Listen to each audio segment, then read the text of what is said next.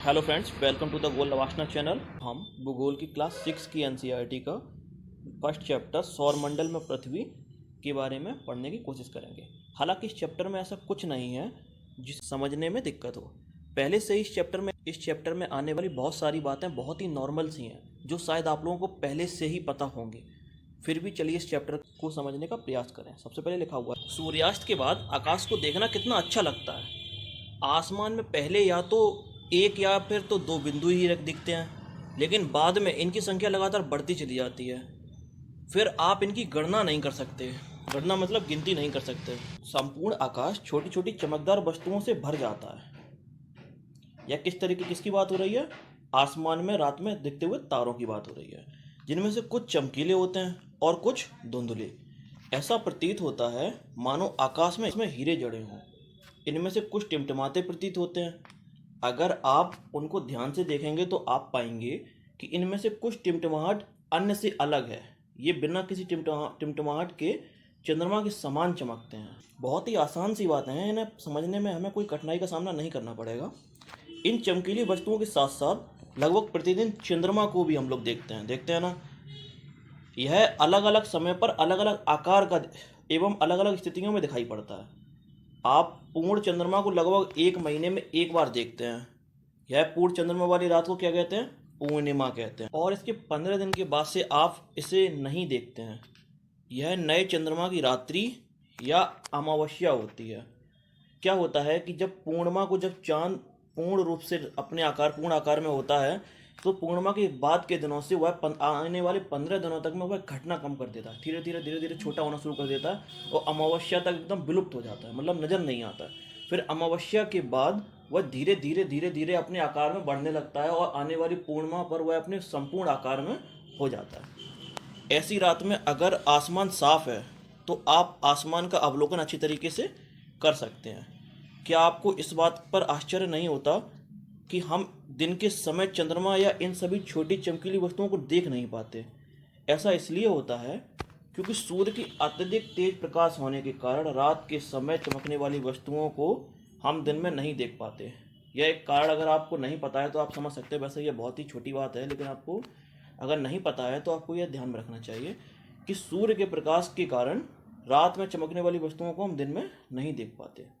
सूर्य, चंद्रमा तथा वे सभी वस्तुएं जो रात के समय आसमान में चमकती हैं वह क्या है? खगोलीय पिंड।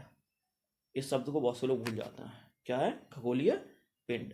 कुछ खगोलीय पिंड बड़े आकार वाले तथा गर्म होते हैं। ये गैसों से बने होते हैं। किससे बने होते हैं? गैसों से। इनके पास अपनी ऊष्मा तथा प्रकाश होता है, जिससे वे बहुत सारी मात्रा में ऊर्जा उत्सर्जित करते हैं। इन खगोलीय पिंडों को क्या कहते हैं? तारा कहते हैं। और सूर्य भी एक तारा है। यही मैं दूसरी बात भी आप लोगों को बता दूं कि जिन खगोलीय पिंडों के पास अपनी स्वयं की ऊष्मा और प्रकाश नहीं होता तथा वह अपने सहयोगी तारे की मदद से चमकते हैं, उन्हें क्या कहते हैं? ग्रह कहते हैं। चलिए नेक्स्ट पेज की तरफ बढ़ते हैं। रात के समय अनगिनत तारे सूर्य के समान ही हैं, लेकिन ये हमसे बहुत दूर होने के कारण हम लोग इनकी ऊष्मा या प्रकाश को महसूस नहीं करते तथा वे अत्यंत छोटे दिखाई देते हैं। ऐसा हो सकता है कि यह एक तारा या फिर तो सूर्य से काफ़ी बड़ा हो या सूर्य से काफ़ी छोटा हो, लेकिन अत्यधिक दूरी पर जैसे जैसे हमारे पास से कोई दूरी बढ़ती चली जाती है वैसे वैसे वो चीज़ हमें छोटी नजर आती लगती है ना। उसी प्रकार से अत्यधिक दूरी होने के कारण यह हमें बहुत छोटे आकार के लगते हैं, लेकिन हमसे बहुत दूर होने के कारण कैसे लगते हैं? छोटे लगते हैं। आपने अवश्य ध्यान दिया होगा कि कुछ दूरी से देखने पर सभी वस्तुएं छोटी दिखाई पड़ती हैं, है ना। अत्यधिक ऊंचाई पर उड़ रहा हवाई जहाज कितना छोटा दिखाई देता है। रात्रि में आसमान की ओर देखते समय आप तारों के विभिन्न समूहों द्वारा बनाई हुई विविध आकृति को देख सकते हैं। रात्रि में देखिए तो आसमान को ऐसा लगता है कि तारे कुछ न कुछ आकृति बना रहे हैं, ऐसा हमें प्रतीत होता है ना। उसी को क्या कहते हैं? नक्षत्र मंडल कहते हैं। क्या कहते हैं? नक्षत्र मंडल। दो शब्द हमें याद रखने योग्य आ गए हैं, एक तो खगोलीय पिंड और एक नक्षत्र मंडल। अर्सा मेजर या विग वियर इसी प्रकार का एक नक्षत्र मंडल है। बहुत आसानी से पहचाने जाने वाला नक्षत्र मंडल कौन सा है? सप्तऋषि। सप्तऋषि मतलब 7 ऋषि संत। यह तारा 7 तारों का समूह है जो कि नक्षत्र मंडल अर्सा मेजर का भाग है। अपने परिवार या पड़ोस के किसी भी बड़े व्यक्ति से कहिए कि वह आपको आसमान में और अधिक तारों तथा ग्रहों के नक्षत्र मंडल को दिखाए। इनमें महत्वपूर्ण क्या है? ये यहाँ से यहाँ तक का तो हम समझ सकते हैं कि याद रखने योग्य है। ठीक है, इसके बाद नीचे की तरफ बढ़ते हैं। प्राचीन समय में लोग रात्रि में दिशा का निर्धारण तारों की सहायता से करते थे। कैसे करते थे? उत्तरी तारा उत्तर दिशा को बताता था, जिसे क्या कहते थे? ध्रुव तारा कहा जाता था। आसमान में अगर आप देखते हैं कि ध्रुव तारा किस तरफ है, तो हमें पता लग जाता था कि यह उत्तर दिशा है, इसके अपोजिट दक्षिण दिशा है। ध्रुव तारा सदैव आसमान में एक ही स्थान पर रहता है। वह दिशा कौन सी होती है? उत्तर दिशा। हम सप्तऋषि की सहायता से ध्रुव तारे की स्थिति को जान सकते हैं। चित्र 1.1 में आप देखेंगे कि यदि सप्तऋषि मंडल के संकेतक तारों को आपस में मिलाते हुए काल्पनिक रेखा खींची जाए तो उसे आगे की ओर बढ़ाया जाए तो ध्रुव तारे को इंगित करती है। चलिए उस फिगर को देखते हैं। ये रहा एक फिगर, संकेतिक तारे ये रहे, इससे सीधा एक काल्पनिक रेखा बनाया जाए तो वह किसको इंगित कर रही है? ध्रुव तारे को इंगित कर रही है। चलिए नीचे की तरफ बढ़ते हैं। कुछ खगोलीय पिंडों में अपना स्वयं का प्रकाश, यह बात हम लोग कर चुके हैं ना अभी, कि कुछ खगोलीय पिंडों में अपना प्रकाश एवं स्वयं की ऊष्मा नहीं होती, वे तारों के साथ प्रकाशित होते हैं। इन्हें क्या कहते हैं? ग्रह कहते हैं। ग्रह, जिसे अंग्रेजी में प्लैनेट कहते हैं, ग्रीक भाषा में प्लेनेटाई शब्द से बना है, जिसका अर्थ होता है परिभ्रमक। परिभ्रमक मतलब कि चारों ओर घूमने वाले। ये शब्द को याद रखिए। अगर आप किसी भी क्वेश्चन को लिखेंगे तो चारों तरफ घूमने की जगह अगर आप परिभ्रमक लिख देंगे तो वह एक एग्जामिनर के मन में अच्छा प्रभाव डालता है। पृथ्वी जिस पर हम रहते हैं यह एक ग्रह है। यह अपना संपूर्ण प्रकाश एवं ऊर्जा किससे प्राप्त करती है? सूर्य से प्राप्त करती है, जो पृथ्वी के सबसे नज़दीक का तारा है। पृथ्वी को बहुत अधिक दूरी से, जैसे चंद्रमा से देखने पर, यह चंद्रमा की तरह चमकती हुई प्रतीत होती है। किसकी तरह? चंद्रमा की तरह चमकती हुई प्रतीत होती है। जैसे कि अगर हम अभी आज अपनी छत पर जाकर के देखें रात्रि के समय या कहीं से भी देखें तो चंद्रमा पर चमकता हुआ प्रतीत होता है ना। उसी तरीके से जब वैज्ञानिकों ने चांद पर जाकर के पृथ्वी की तरफ देखा तो पृथ्वी भी एक चमकती हुई प्रतीत हुई। इस फिगर में सभी ग्रहों को दर्शाया गया है एवं उनकी सूर्य से दूरी भी दिखाई गई है। सबसे पहले सूर्य के पास कौन सा ग्रह है? बुध ग्रह, इसके बाद शुक्र ग्रह, फिर पृथ्वी, फिर मंगल, इनके बीच में क्षुद्र ग्रह पट्टी, इसके बाद फिर बृहस्पति ग्रह, शनि ग्रह, यूरेनस और लास्ट में आता है नेपच्यून ग्रह। इनमें यह ग्रह के बारे में बताइए, ये सभी भीतरी ग्रह बोले जाते हैं, जो कि सूर्य और क्षुद्र ग्रह के बीच के होते हैं ना, भीतरी ग्रह। और क्षुद्र ग्रह पट्टी के इस तरफ के ग्रहों को क्या कहते हैं? बाहरी ग्रह। इन्हें दूसरी भाषा में कहें तो सूर्य और क्षुद्र ग्रह पट्टी के बीच के आने वाले ग्रहों को पार्थिव ग्रह कहते हैं, और क्षुद्र ग्रह पट्टी के उस तरफ के सभी ग्रहों क्या कहते हैं? जोवियन ग्रह कहते हैं। यह बात अभी आपकी किताबों में नहीं है, लेकिन आने वाले समय में यह आप जरूर पढ़ेंगे। आसमान में दिखने वाला चंद्रमा एक उपग्रह है। यह हमारी पृथ्वी का सहचर है तथा इसके चारों तरफ चक्कर लगाता है। हमारी पृथ्वी के समान 7 अन्य ग्रह भी हैं, हमने देखे हैं ना अभी, जो सूर्य के प्रकाश एवं ऊष्मा प्राप्त करते हैं। उनमें से कुछ के पास अपने स्वयं के चंद्रमा भी हैं। सौरमंडल, सौरमंडल क्या है? सूर्य, 8 ग्रह और उनके उपग्रह तथा कुछ अन्य खगोलीय पिंड जैसे कि क्षुद्र ग्रह।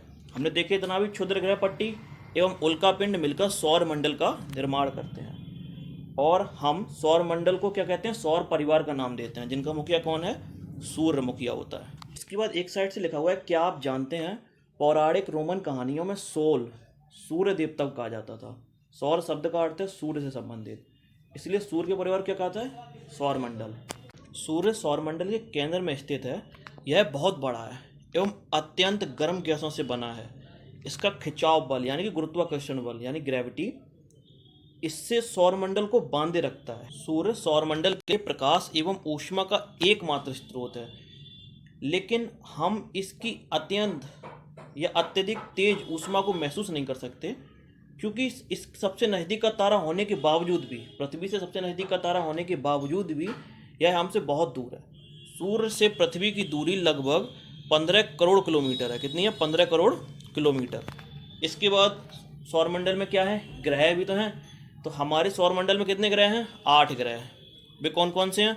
सूर्य से दूरी के अनुसार वे कौन कौन से हैं? बुध, शुक्र, पृथ्वी, मंगल, बृहस्पति, शनि, यूरेनस, नेपच्यून। कौन कौन से? मैंने क्या बताया? एक बुध, शुक्र, पृथ्वी, मंगल, ये कौन से हैं? पार्थिव ग्रह। बृहस्पति, शनि, यूरेनस और नेपच्यून कौन से हैं? जोवियन ग्रह। ठीक है। इसके बाद नीचे की तरफ बढ़ते हैं तो लिखा हुआ सौरमंडल के सभी 8 ग्रह एक निश्चित पथ पर सूर्य के चक्कर लगाते हैं। ये रास्ता कौन सा होता है? दीर्घ वृत्ताकार, ऐसा। बुध सूर्य के सबसे नजदीक का तारा है एवं अपनी कक्षा में सूर्य के चारों ओर एक चक्कर लगाने में बुध को कितना टाइम लगता है? Only 88 days. शुक्र को पृथ्वी का जुड़वा ग्रह माना जाता है। कैसा ग्रह? जुड़वा ग्रह, क्योंकि इसका आकार एवं आकृति लगभग पृथ्वी के समान है। अभी तक प्लूटो को भी एक ग्रह माना जाता था, तब कहा जाता था कि ग्रह कितने हैं? 9। परंतु अंतर्राष्ट्रीय खगोलीय संगठन ने अपनी बैठक अगस्त 2006 में यह निर्णय लिया कि कुछ समय पहले खोजे गए अन्य खगोलीय पिंड 2003 UV 313 सिरस तथा प्लूटो क्या कहे जा सकते हैं? बौने ग्रह कहे जा सकते हैं। एक तरफ लिखा हुआ है प्रकाश की गति लगभग 3 लाख किलोमीटर प्रति सेकेंड है, ऐसे याद रखना है ना। इस गति के बावजूद सूर्य के प्रकाश को पृथ्वी तक पहुंचने में कितने मिनट लग जाते हैं? 8 मिनट का समय लगता है। चलिए पृथ्वी के बारे में पढ़ते हैं। सूर्य से दूरी के हिसाब से पृथ्वी तीसरा ग्रह है। पहला ग्रह कौन सा है? बुध। दूसरा कौन सा है? शुक्र ग्रह। तीसरा पृथ्वी। आकार में है 5वां सबसे बड़ा ग्रह है। यह ध्रुवों के पास थोड़ी चपटी है। कैसी है? चपटी। अगले अध्याय में हम ध्रुवों के बारे में भी पढ़ेंगे और उसे पढ़ने के बाद आप ध्रुवों को अच्छी तरीके से समझ जाएंगे। यही कारण है कि इसके आकार को क्या कहा जाता है? भूआब कहा जाता है। भूआब का अर्थ है पृथ्वी के समान आकार। जीवन के लिए अनुकूल परिस्थितियां केवल पृथ्वी पर ही संभव हैं, है ना। पृथ्वी न तो अधिक गर्म है और ना ही अधिक ठंडी। यहाँ पानी एवं वायु उपस्थित है जो हमारे जीवन के लिए आवश्यक है। वायु में जीवन के लिए आवश्यक गैसें जैसे ऑक्सीजन मौजूद हैं। इन्हीं कारणों से पृथ्वी सौरमंडल का सबसे अद्भुत ग्रह है। अंतरिक्ष से देखने पर हमारी पृथ्वी नीले रंग की दिखाई पड़ती है क्योंकि इसके 2/3 सतह पर पानी है, इसलिए इसे नीला ग्रह भी कहते हैं। क्योंकि पृथ्वी के 71% एरिया पर पानी है और 29% पर धरातल। बहुत ही आसान भाषा है, बहुत ही सरल भाषा में समझाया गया है और आप इनमें से बहुत सी बातें आप लोगों को पहले से पता भी होंगी। रोचक तत्व पढ़ लेते हैं। नील आर्मस्ट्रॉन्ग पहले व्यक्ति थे जो 21 जुलाई 1969 को सबसे पहले चांद की सतह पर कदम रखा था। चलिए अब चंद्रमा के बारे में पढ़ते हैं। हमारी पृथ्वी के पास केवल एक उपग्रह है, वो उसका क्या नाम है? चंद्रमा। इसका व्यास पृथ्वी के व्यास का केवल 1/4 है। यह इतना बड़ा इसलिए प्रतीत होता है क्योंकि यह हमारे ग्रह से अन्य खगोलीय पिंडों की अपेक्षा काफ़ी नज़दीक है। यह हमसे लगभग 3,84,000 किलोमीटर दूर है। अब आप पृथ्वी से सूर्य एवं चंद्रमा की दूरियों की तुलना कर सकते हैं। चलिए आप पढ़ते हैं। सबसे पहले एक साइड लिखा हुआ है उपग्रह। चलिए बहुत से लोगों के मन में आ गया होगा कि उपग्रह क्या है, तो आप जानते हैं उपग्रह क्या है। तो लिखा हुआ है खगोलीय पिंड है जो ग्रहों के चारों ओर की उसकी कक्षा में चक्कर लगाता है। जिस प्रकार ग्रह सूर्य के चारों ओर चक्कर लगाता है उसी प्रकार से। एवं मानव निर्मित उपग्रह भी होते हैं। यह कृत्रिम पिंड हैं। यह वैज्ञानिकों के द्वारा बनाए जाते हैं जिनका उपयोग ब्रह्मांड के बारे में जानकारी प्राप्त करने के लिए एवं पृथ्वी संचार माध्यम के लिए किया जाता है। इसे रॉकेट के द्वारा अंतरिक्ष में भेजा जाता है और पृथ्वी कक्षा में स्थापित कर दिया जाता है।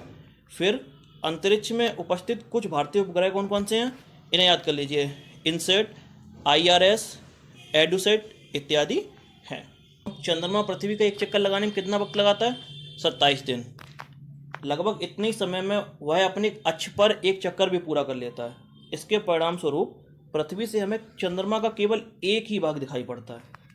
चंद्रमा की जीवन के लिए अनुकूल नहीं है, सबको पता है ना ये बात। तो यहाँ ना पानी है और या ना ही वायु। इसकी सतह पर पर्वत, मैदान एवं गड्ढे हैं जो चंद्रमा की सतह पर छाया बनाते हैं। लगता है ना कि बोलते हैं चांद पे दाग हैं, ये उसी की छाया बनाते हैं।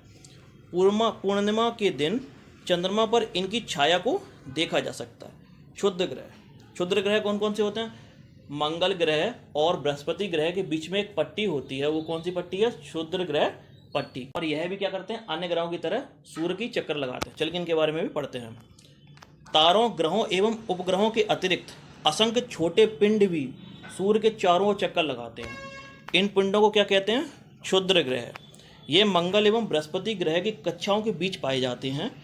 वैज्ञानिकों के अनुसार क्षुद्र ग्रह के ही भाग होते हैं जो कि बहुत वर्ष पहले विस्फोट के बाद ग्रहों से टूट करके अलग हो गए।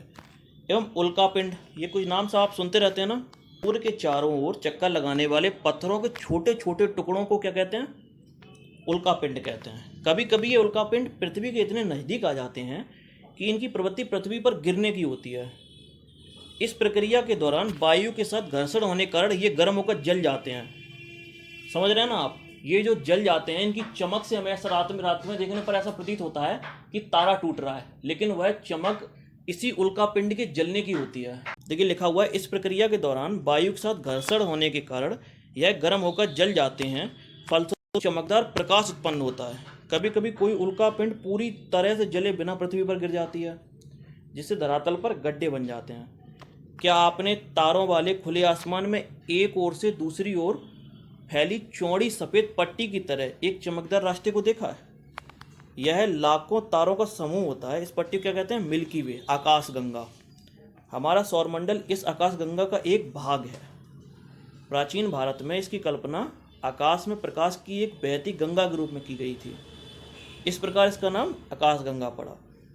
अब यहाँ याद करने योग्य है कि आकाशगंगा करोड़ों तारों, बादलों एवं गैसों की एक प्रणाली है। इस प्रकार की लाखों आकाशगंगाएं मिलकर ब्रह्मांड का निर्माण करती हैं। ब्रह्मांड की विशालता की कल्पना करना अत्यंत कठिन है। वैज्ञानिक अभी भी इसके बारे में अधिक से अधिक जानकारी एकत्र करने में जुटे हुए हैं। इसके आकार के संबंध में हमें कोई जानकारी नहीं है, लेकिन फिर भी हम जानते हैं कि हम सभी इसी ब्रह्मांड का हिस्सा हैं। क्या आप ब्रह्मांड के साथ अपना संबंध बता सकते हैं? आप पृथ्वी पर हैं तथा पृथ्वी सौरमंडल का एक भाग है।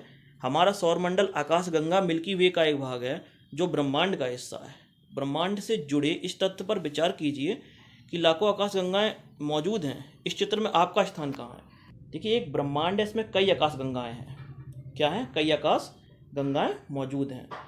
इनमें से कई आकाशगंगाओं में, जैसे एक आकाशगंगा में एक सौरमंडल तो होगा ही होगा ना, इस तरीके से कई आकाशगंगाएं हैं तो कई सौरमंडल होना स्वाभाविक है।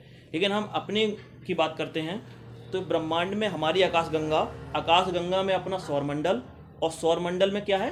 पृथ्वी। हमने पढ़ा ना, सौरमंडल में क्या है? तारे, पृथ्वी, उल्कापिंड, क्षुद्र ग्रह, है ना। इसी प्रकार से सब मौजूद है। इसी के साथ इस चैप्टर का अंत होता है। अगर आप लोगों को ये चैप्टर पसंद आया हो तो वीडियो को लाइक करिए, चैनल को सब्सक्राइब जरूर कर दीजिएगा। मिलते हैं अगले वीडियो में।